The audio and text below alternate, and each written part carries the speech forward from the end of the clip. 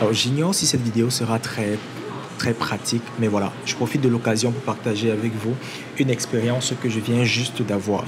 Disons qu'il y a plusieurs mois de cela, depuis l'année passée d'ailleurs, j'ai lancé une formation complète sur les bourses d'études, présentant les étapes ainsi qu'un accompagnement des personnes avec qui je travaille régulièrement chaque 2 semaines pour voilà, les accompagner pour obtenir des bourses d'études. Et je viens tout juste d'avoir un appel avec un de mes élèves qui a obtenu une bourse d'études au Cameroun. C'était une bourse d'études d'une école d'été, une prestigieuse bourse d'études appelée SEMPA. Donc SEMPA, c'est une prestigieuse bourse d'études scientifiques, particulièrement en physique, en Afrique. Bon, pas seulement en Afrique. Et il y a donc cette organisation, ou bien cette année, le Cameroun organise cela dans l'université de Douala. Et ça tombe même d'ailleurs très bien parce que je connais le professeur qui est responsable de ça cette année au Cameroun. Mais voilà, il a obtenu cette bourse-là, j'étais très content pour lui, une bourse financée, complètement financée. Et le challenge, c'est quoi? C'est qu'il doit dépenser de l'argent pour pouvoir se déplacer et ensuite on le remboursera. Donc, comme vous dit, les bourses d'études, ce n'est pas toujours de croire qu'on vous donnera de l'argent. Vous allez des fois devoir dépenser. Mais bien sûr, il connaît tout cela. Il est déjà habitué à ça. Et on en parle déjà dans la formation. Donc, il est bien sûr informé. Mais je reviens avec ce sujet parce que pendant qu'on y est également, j'ai reçu plusieurs demandes des personnes qui veulent rejoindre ce programme-là.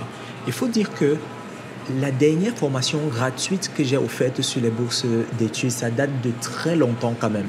Pourquoi? Parce que j'ai été vraiment, comment je vais dire ça, frustré de voir qu'il y a beaucoup de jeunes qui me contactent, qui me disent je veux les bourses d'études, je veux les bourses d'études, mais qui ne sont pas prêts à prendre des décisions orientées pour obtenir ce qu'ils veulent.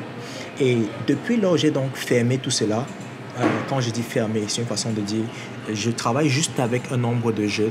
Je n'accepte plus de nouvelles personnes dans le programme parce que ça me demande beaucoup de temps et d'énergie. Voyez-vous, même sur la chaîne YouTube, je ne poste plus de vidéos. Je suis vraiment, je vais dire, occupé pour l'instant. Et avec ces récentes demandes, je me suis dit, OK, est-ce que ce ne serait pas intéressant d'offrir encore l'opportunité à quelques jeunes de rejoindre le programme, bien sûr avec d'autres critères. J'aurai cette fois-ci un critère vraiment sélectif. J'irai par exemple, ce à quoi je pense, j'irai juste avec les masters et les doctorats. Je veux plus des choses qui vont me casser la tête. Mais encore plus, je vais travailler à ce que ces personnes soient des travailleurs. Que ce soit des personnes qui ne veulent pas juste les bourses d'études, mais qui sont prêts à travailler pour l'obtenir. Le jeune, par exemple, avec qui j'étais en train de discuter, dont d'ailleurs je ne sais pas si je vais partager la vidéo de ça ou pas, parce que c'est venu au moment où j'étais en train de travailler, donc j'ai enregistré cela. Mais le jeune avec qui je viens tout juste de discuter, comme juste certains dans le programme, il est très actif. Il dépense beaucoup de temps à postuler, à obtenir les bourses d'études. Tandis que les autres jeunes que j'ai dans le programme, ils ne sont même pas là. Ils ne sont même pas disponibles. Pourtant, ils ont dépensé de l'argent pour s'approprier ce programme-ci. Donc, je me demande comment est-ce que c'est possible que des gens prétendent vouloir quelque chose, ils dépensent même de l'argent pour obtenir la formation, mais ils ne sont pas là. Et c'est une des raisons pour lesquelles j'ai décidé d'arrêter, c'est d'arrêter de recruter des personnes, quoi qu'il y a beaucoup d'intérêt. Mais à la fin de la journée, ce que je veux vous dire par là, c'est quoi? C'est que il y a beaucoup de jeunes qui veulent des bourses d'études, mais qui ne sont pas prêts à mettre le paquet.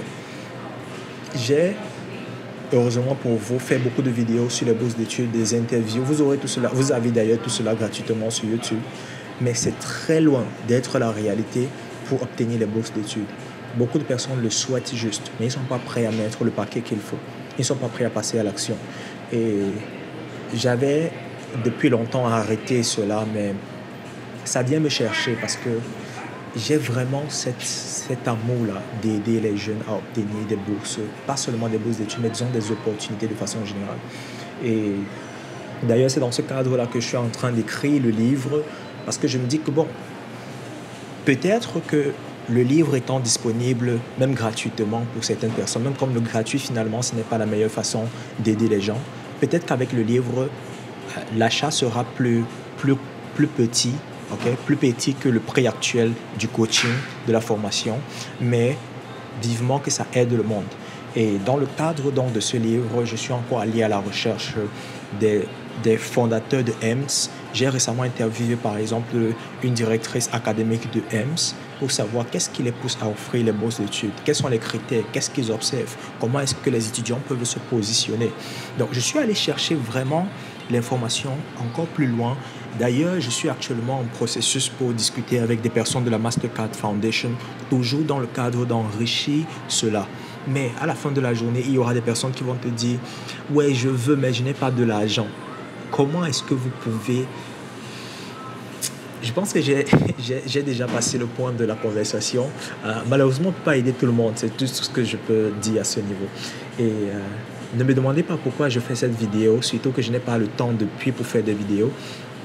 Mais je me suis dit, écoutez, ça peut être intéressant à un jeune de comprendre que pour obtenir quelque chose dans la vie, il faut payer le prix. Il faut être prêt à se sacrifier pour cela. J'ai eu à faire une vidéo à l'époque où j'expliquais combien ça me coûte pour, par exemple, produire ces vidéos-là. Je ne parle pas des vidéos de YouTube, je parle de la formation qui est faite en 4K, le montage, tout ce que ça demande en arrière, ce qui n'est pas visible.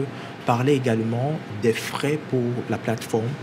D'ailleurs, même, j'ai reçu un mail aujourd'hui, une personne qui voulait télécharger la formation gratuite que j'ai actuellement sur mon site internet, mais qui n'a pas pu, d'ailleurs c'est même elle qui vient de m'écrire, mais qui n'a pas pu parce que le site est down. Et c'est down tout simplement parce que la carte apparemment est périmée, du coup il faut aller sur la plateforme et puis changer, mettre la nouvelle carte. Donc voilà des dépenses comme ça, mais personne ne verra ça. Ce n'est pas une plainte. C'est juste pour vous dire que les amis, quand vous êtes dans le besoin de quelque chose, soyez prêts à vous sacrifier et à donner ce qu'il faut. Et des fois, ce qu'il faut, c'est votre temps, comme actuellement. C'est votre temps. J'ai beaucoup d'étudiants même qui ont pris la formation, mais qui n'ont même pas le temps de postuler. C'est juste pathétique, right? Ou alors, je dirais qu'ils n'en ont pas assez envie, ou ils n'ont pas assez besoin de cela. Mais bref, peut-être que je peux profiter de cette vidéo pour faire quelques annonces. Et je pense que je ferai probablement une autre vidéo dessus. Quelques annonces, c'est que je ferai beaucoup moins de contenu sur cette chaîne YouTube. C'est dommage. Je ferai beaucoup moins de contenu. Je vais changer d'ailleurs le nom de la chaîne, mettre un autre nom, Ubuntu Foundation, Fondation Ubuntu si vous voulez en français. Pourquoi? Parce que ça vient se connecter avec d'autres projets que j'ai récemment lancés, ce qui m'a d'ailleurs très occupé récemment, probablement une des raisons pour lesquelles je n'ai pas posté de vidéos sur la chaîne depuis longtemps. C'était une formation d'école d'été que j'offrais aux jeunes du secondaire en Afrique. Je vous recommande de me suivre sur LinkedIn. C'est plus pratique pour moi de poster ce genre d'informations sur LinkedIn. Donc, je vais probablement changer le nom de la chaîne. Je compte également me retirer de la chaîne pour laisser ici l'opportunité à d'autres personnes de contribuer, de partager du contenu avec vous, mais des personnes de qualité, ça c'est sûr. Et donc tout sera changé, le nom en tout cas. Je vais être probablement beaucoup moins présent parce que je vais développer toute une nouvelle chaîne, toute une nouvelle, si vous voulez, un nouveau branding, personal branding, mais plutôt en anglais, parce que j'y ai beaucoup d'intérêt. Donc, c'est vrai que j'aurais fait une vidéo formelle pour faire ce genre d'annonce-là. Le problème, c'est que j'ai déjà fait cette vidéo depuis longtemps, au moins 3 fois. J'ai juste pas posté parce qu'il y a des changements qui arrivent. Il y a le fait que j'ai pas assez de temps pour poster, mais j'ai déjà fait une vidéo probablement de 25 minutes expliquant pourquoi j'ai quitté le doctorat, qu'est-ce que je fais actuellement, quel est l'avenir de la chaîne, où est-ce que je vais par la suite, qu'est-ce qui m'occupe actuellement, et ainsi de suite. Je ne sais pas si ça viendra un jour, si ce sera un jour posté, mais au moins cette vidéo aussi pourra être une annonce, même si elle n'est pas formelle. Donc, je vous laisserai sur cette note. Je vais continuer à travailler. Et d'ici là, stay hungry and stay foolish. Peace. All right. vous.